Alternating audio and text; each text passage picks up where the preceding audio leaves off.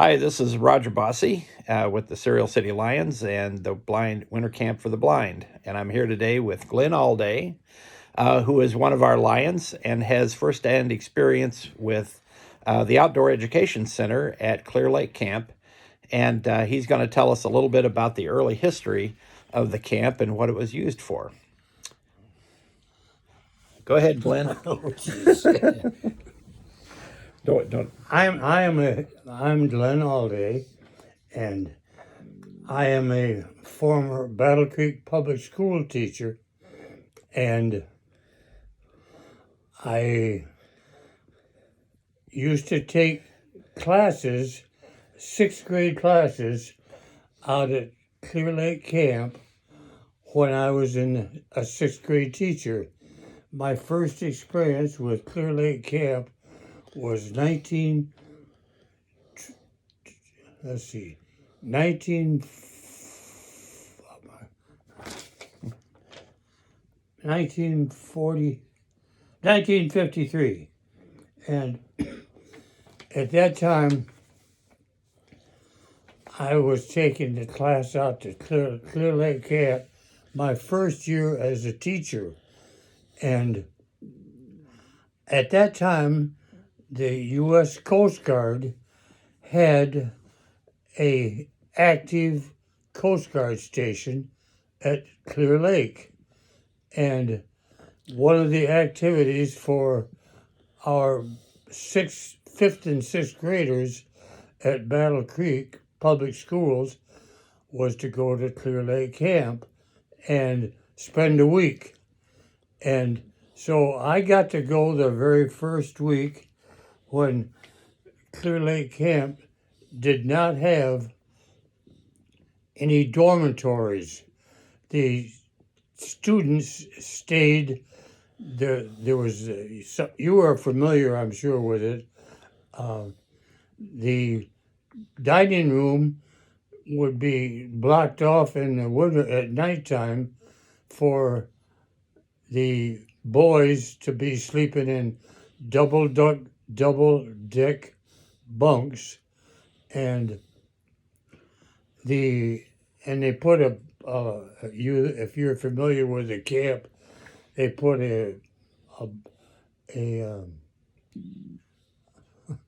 Like a partition or a something? partition across half of the dining room.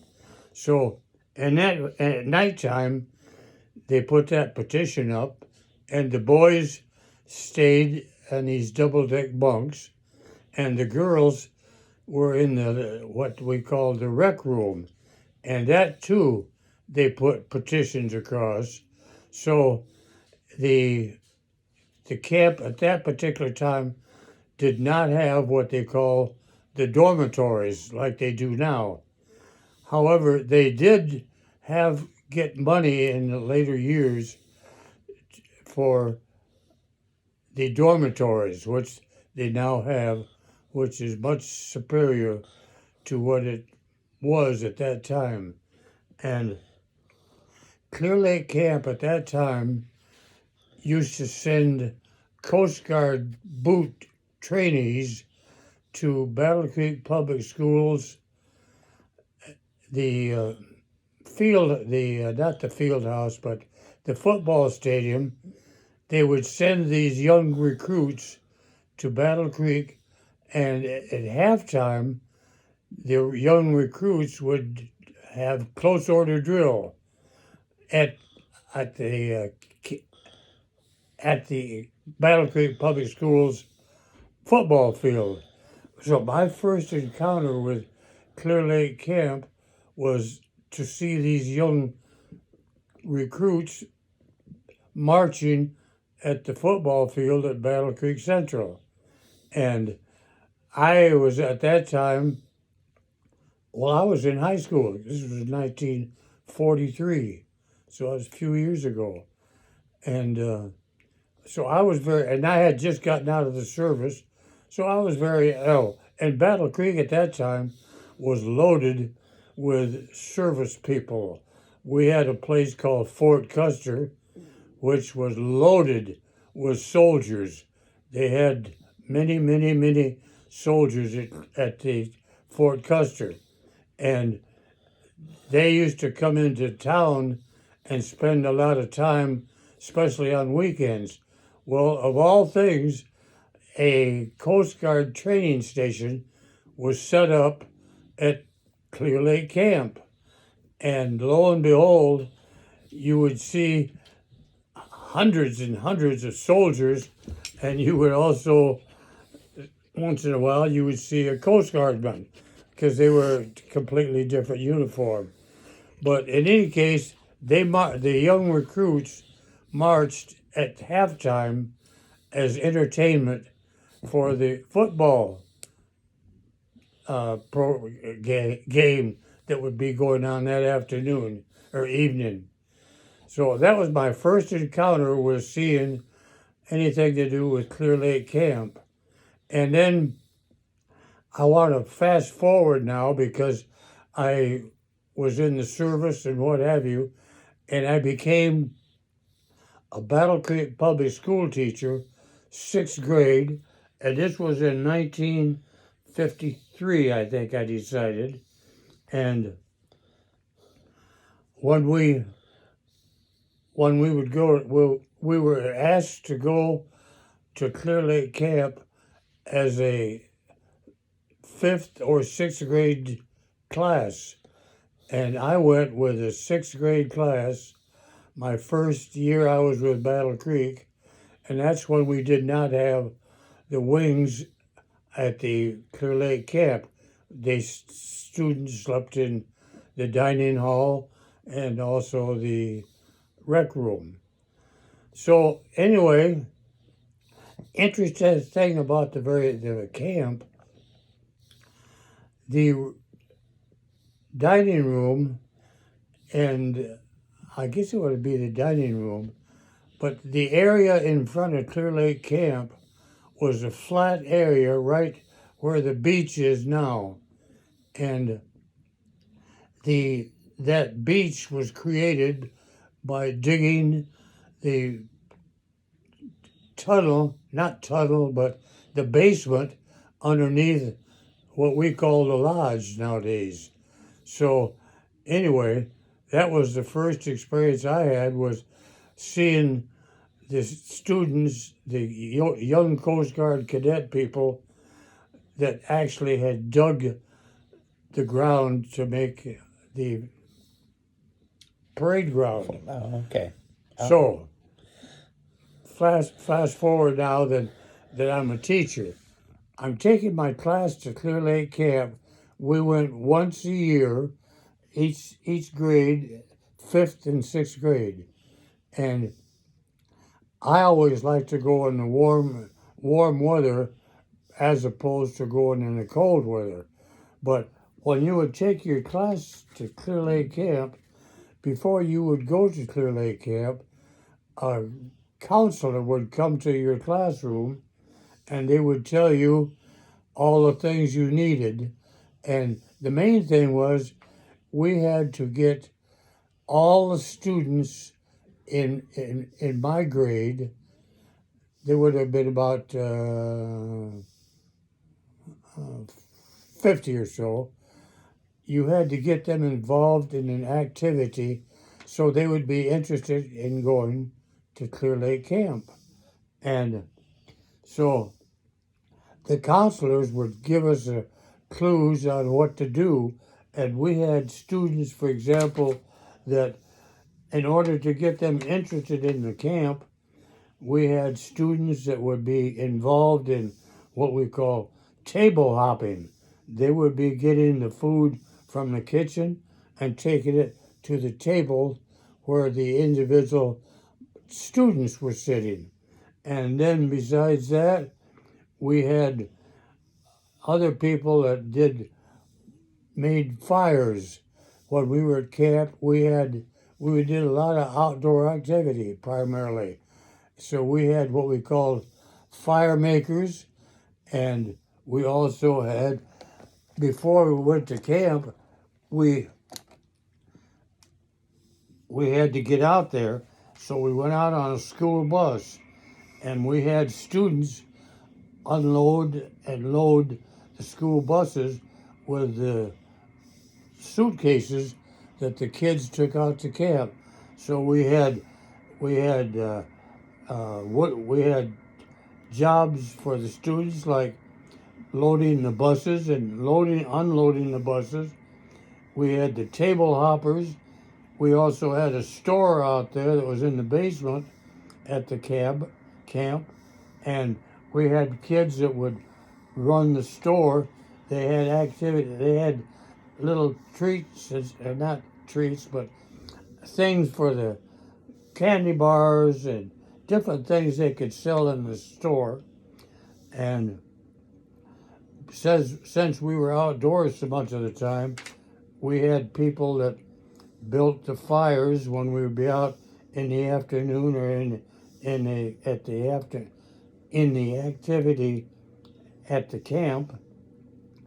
So we had fire builders. We also had buglers, and each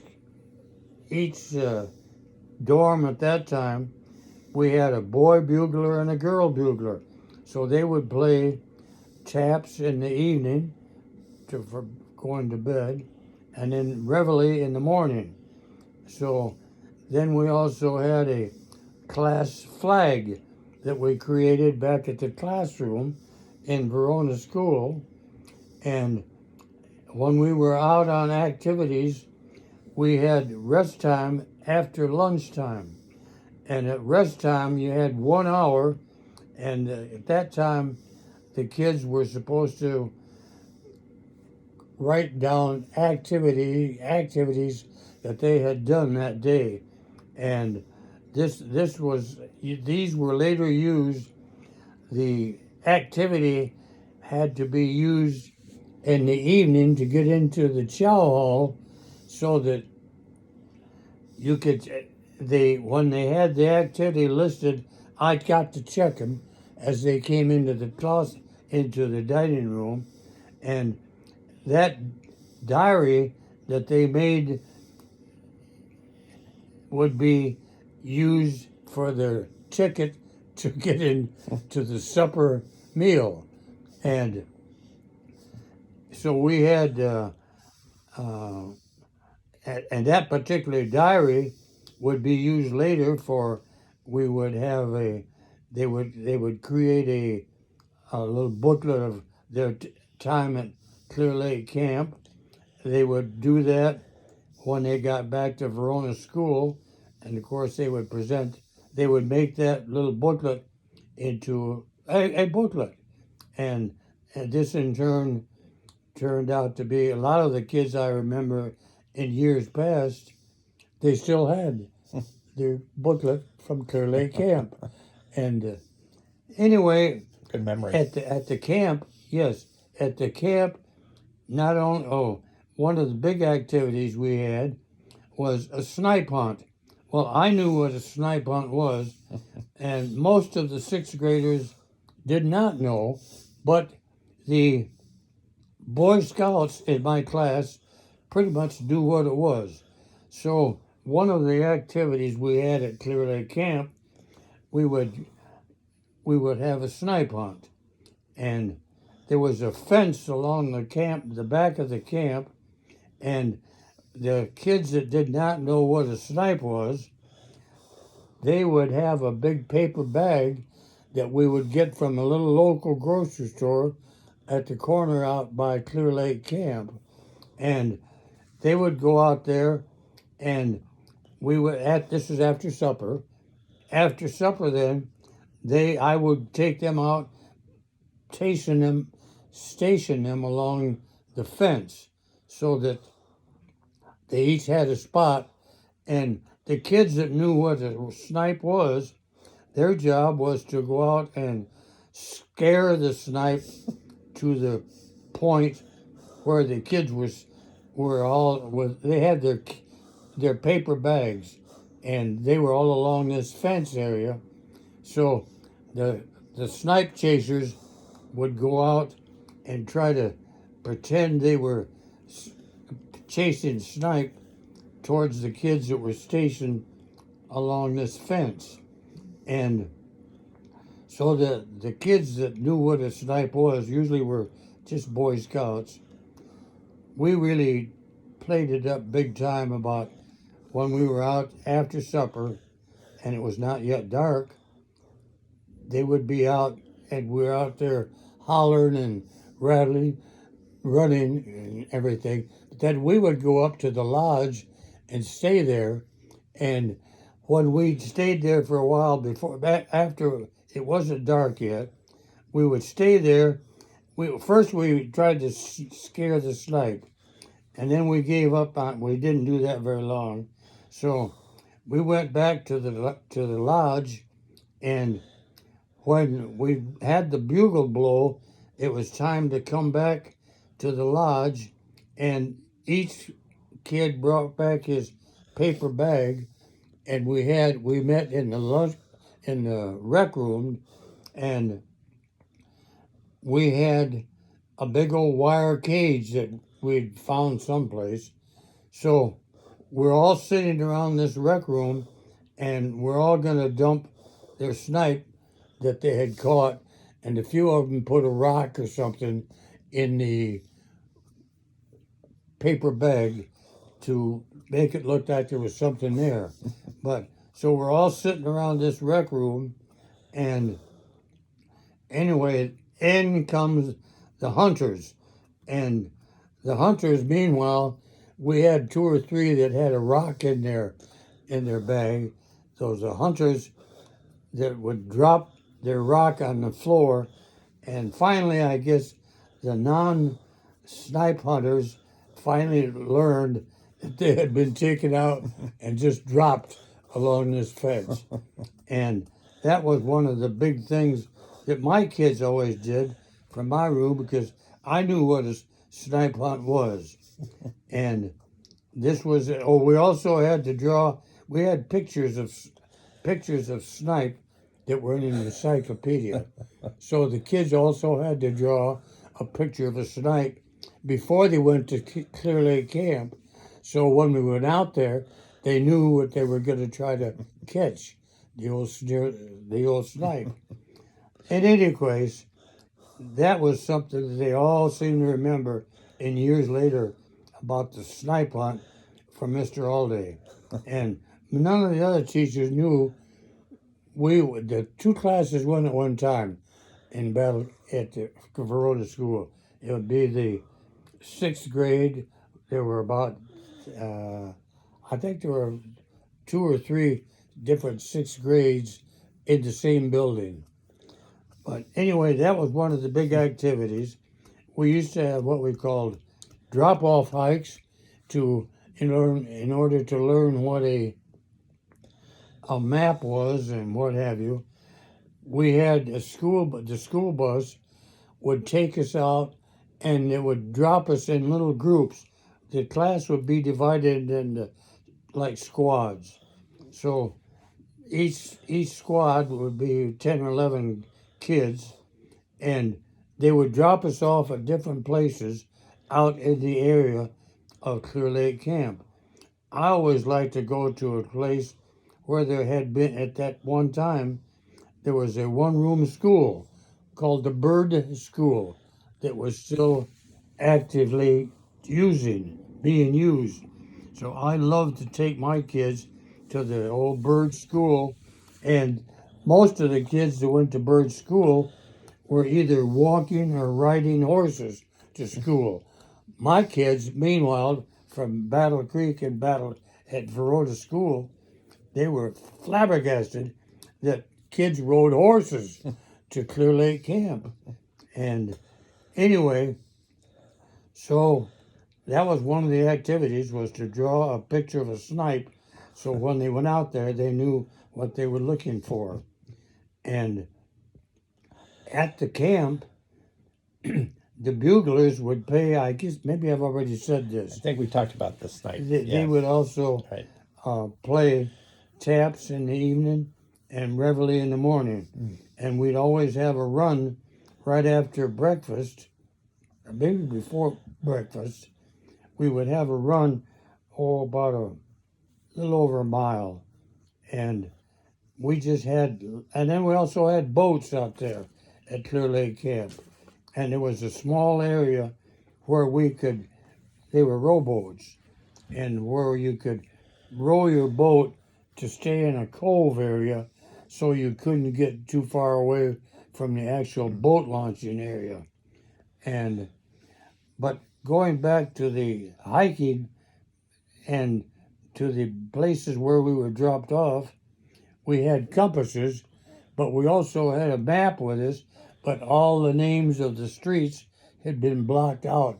So you had to figure out where you were using the compass, and then you had to come back for the evening meal, because this usually started right after lunch. But I always like to go to this place where the bird school was and take my kids there, and many times the school was actually being actively used at that time.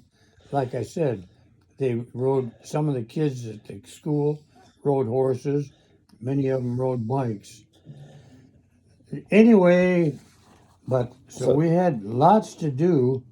Oh, and when we were at the camp, we also visited. We had what we call a beef farm, where they raised cows for beef, and then we also had um, a farm where they used to cut wood for we Like the cut lodge. wood for our parade, Yeah. for our snow, for our not snow, but for our Campfires and things. campfires in the evening. Right. So, but meanwhile, kids were responsible for all of this being done. The counselor, each squad was about 10 or 11 kids in this squad. Each squad had a counselor. So the kids had lots to do out there, and we enjoyed it very much. I liked it as a classroom teacher because I got to see the kids in an activity other than the actual classroom. So, and then when they did get back from camp at the end of that would be Friday afternoon, because we went out on Monday morning. But when we got back on Friday afternoon, they got to get out of school earlier because the bus would drop us off at the school. Meanwhile, the parents would all meet us at the school so that when we got home from camp, they were excited about being home, and plus they had all of their luggage that they had to bring back off the buses that kids had loaded onto the buses. And anyway, we also made homemade ice cream with the old crank type cooker maker, and we also visited different areas out at the camp. We had what they call an abandoned school, abandoned farm area, where there had been a farm at one time right next to Bristol Lake. So we just had different activities all the time, and luckily I always wanted to go in the warm weather because I didn't want to be out there in the wintertime The myself. snow.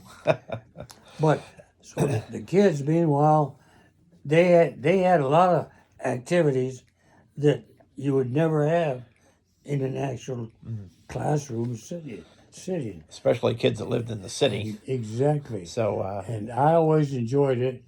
And I used to ask them years later, do you still have your booklet on Clear Lake?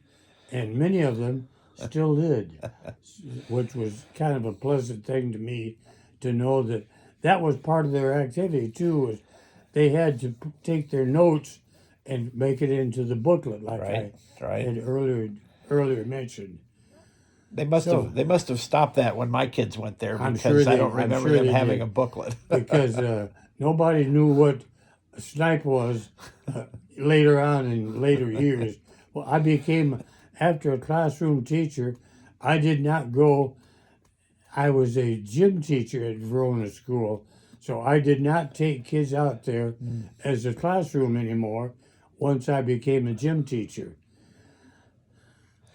So in any case, my kids always had a good time. The kids I had in my classroom that went to camp with me always had an excellent time out there, and they just had a good time remembering. And years later, I would ask them if they remembered the snipe hunt, and 9 times out of 10, they remembered the snipe hunt. Hard to forget that. And I was very disappointed that other classes that went there, not when we were there, they never had what you call a snipe hunt.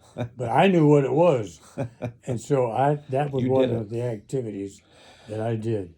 But Well, it's quite an experience you had, yeah, Glenn. it was a nice experience for the kids to see, to get to sleep together. The boys were in one wing, the girls were in another wing, and just a wonderful experience to see the kids in other than a classroom situation. Right. And I just always remembered that. And the kids, you never had any discipline problems out there because they loved it. They loved being outdoors all the time. And it's so different now than what it used to be. But times change. That's right. So, in any case, my time at Clear Lake Camp was as a teacher with the sixth grade, going out there once a year, and I enjoyed it very much, and the kids did too. And some of them still have their booklet that they made when they were there as a student, and now they're grown up and what have you. Right. Well, Glenn, I've got a couple of questions. Yes, sir.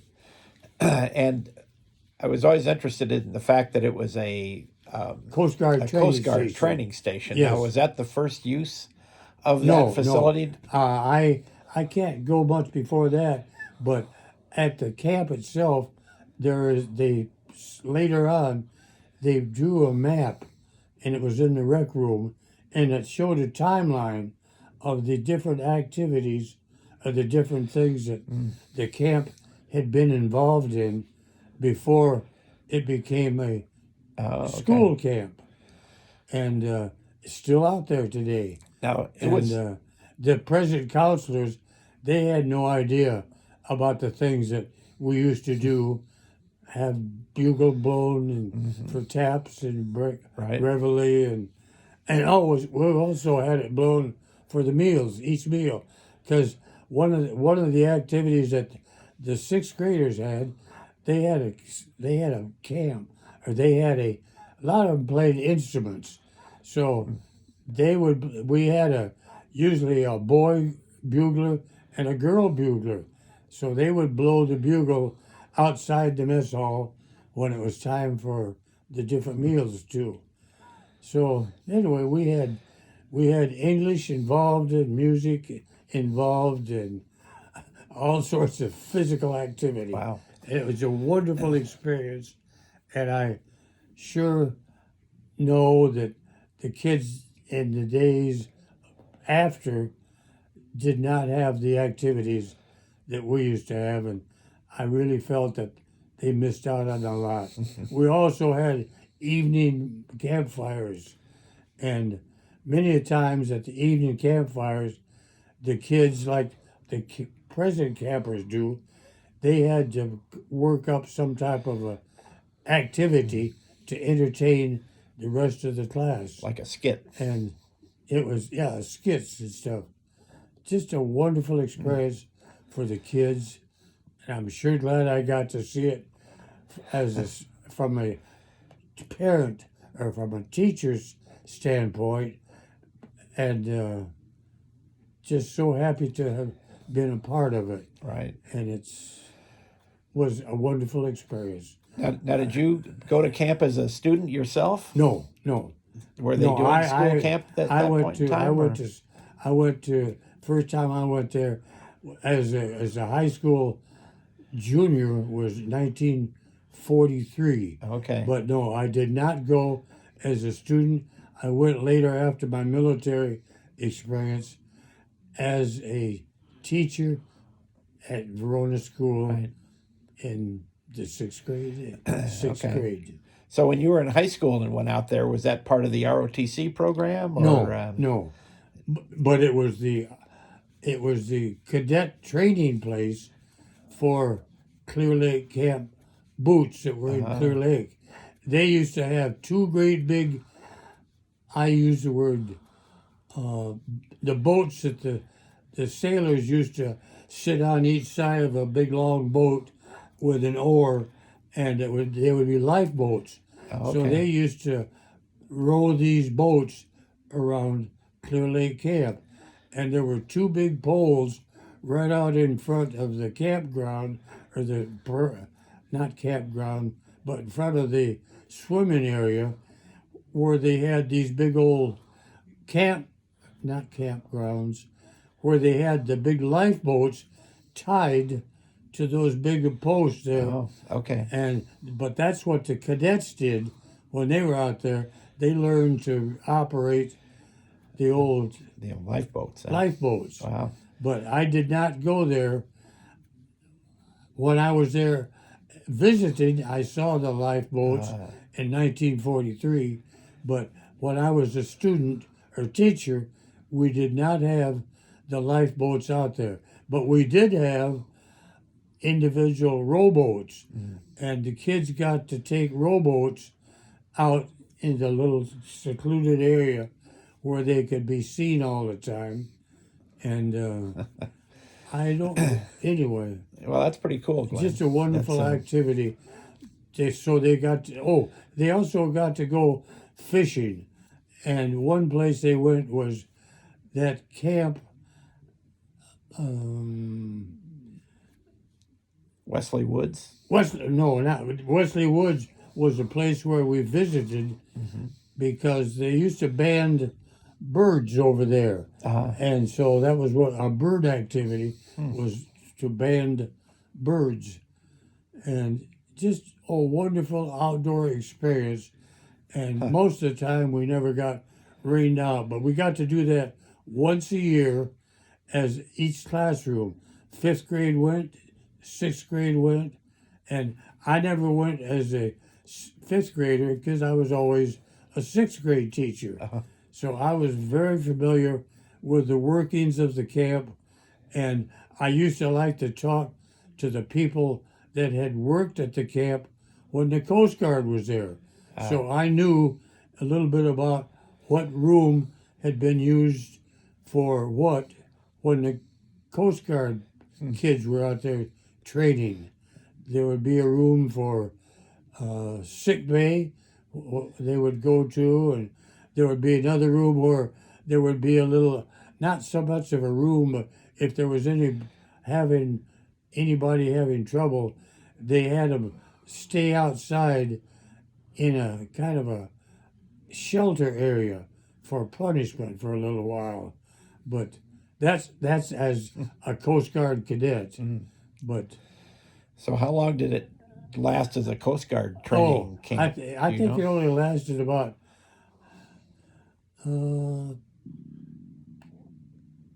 maybe 3 or 4 years. I see.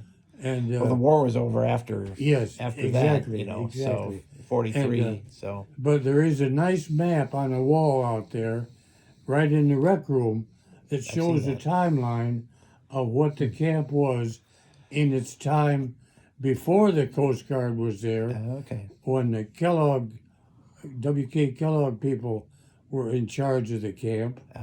And anyway, Well, that's and pretty then cool. it reverted back when the Coast Guard people left. It reverted back to Clear Lake and was given to the Battle Creek Public Schools, Okay. and who still now have it. And as you know, the present day Lions Club has done activity out there, helping with the camp itself. Yeah.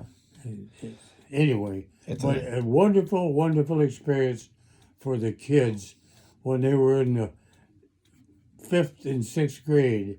They went 1 year as a 5th grader, they went 1 year as a 6th grader, and they had different activities for each year they were there. And I really enjoyed going out and see it because I had seen it several years in a row before the kids had ever seen it. So I was very much clued in on how it was going to work and did work. And how many years did you participate as a teacher? I think I did it about 8 or 9 years Okay. as a classroom teacher. Then I became an elementary gym teacher, and I did not go out Right. there with the Verona school class anymore. Okay. All So, right. but Well, but I enjoyed going out as a serial city lion and seeing the activities that we had done in the past. I remember in the basement there had been a big old telephone pole, and kids were whittling away on that, trying to make a big totem pole. And I have yet to find out from the present camp director, who is still alive. His name was Jack Wyckoff. I have yet to find out, nor did he know, whatever happened to the telephone pole that the kids worked on year after year, and summer after, or whatever year they came out there, they would cut away, whittle away, trying to create this totem pole, and I lost track of it. So did he, the camp director. that's a story I hadn't heard, Glenn. Yeah, yeah, it was right down in the basement, and it was long enough that I don't know, you could have 8 or 10 kids sitting on the thing, whittling away to try to create fix or make faces and Right. stuff on the Oh, camp. that's cool. That's cool. But that's disappeared, and I often wonder what happened. And the present director, who lives out there, by the way, by the camp, he lives at a place out Bristol Lake, named Jack Wyckoff. He doesn't know whatever happened to the old totem pole either, Yeah. that they were working on year after year. Yeah. So, Maybe wonderful they activity. maybe they put it in the fire. Could Built a be. fire with it. Yeah. So, Yeah. well, Glenn, thanks so much. I appreciate you relating your experiences with the camp, and I think the campers will be interested to hear what used to happen at the camp Yeah. back in the day. So I appreciate it very much, and thanks again. You're welcome.